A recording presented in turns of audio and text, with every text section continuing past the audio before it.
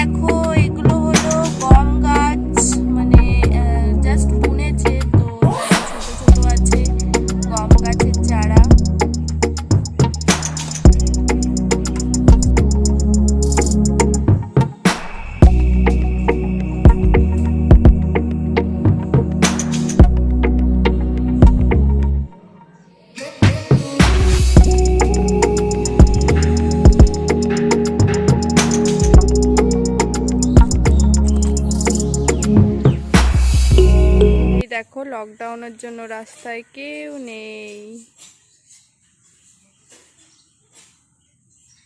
থমথমে ওয়েদার, মেঘলা ওয়েদার। এই দেখো বৃষ্টি পড়েছে, রাস্তা পুরো ভেজা। সো দেখলে তো কত সুন্দর লাগে বৃষ্টি ভেজা ওয়েদার, গ্রামের সিন খুবই সুন্দর লাগে দেখতে।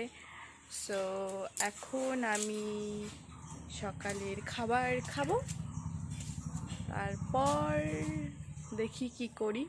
সো পরে তোমাদের সাথে কথা বলবো। টাটা।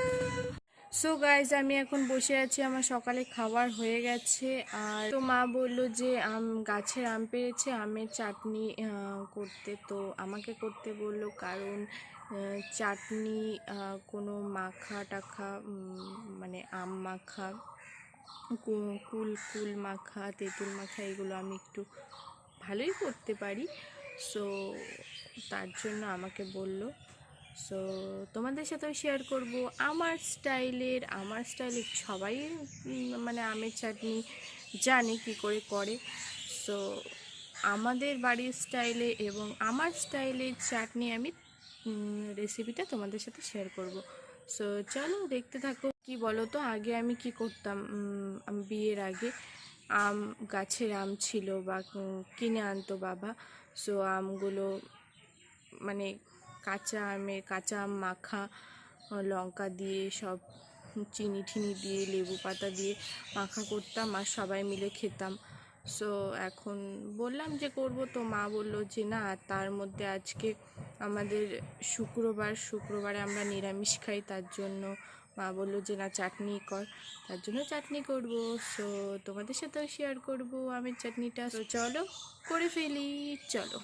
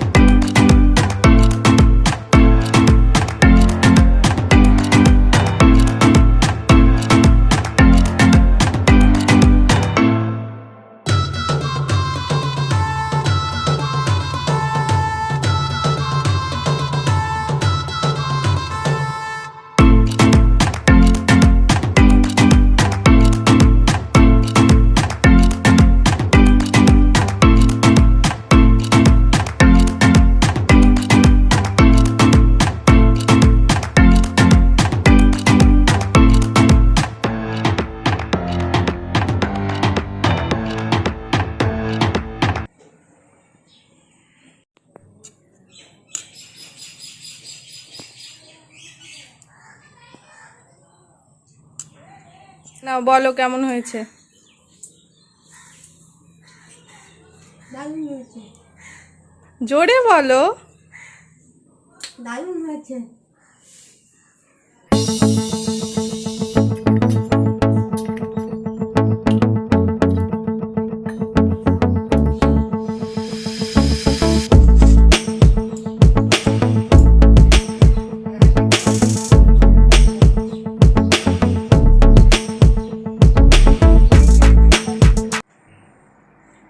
সো গাইজ, আমার স্নান হয়ে গেছে আর আমি পুজো দিয়ে দিয়েছি আর চাটনিটা বানালাম, দেখলে রেসিপিটা তোমাদের সাথে শেয়ারও করলাম। সো দেখলে মার কতটা ভালো লাগলো।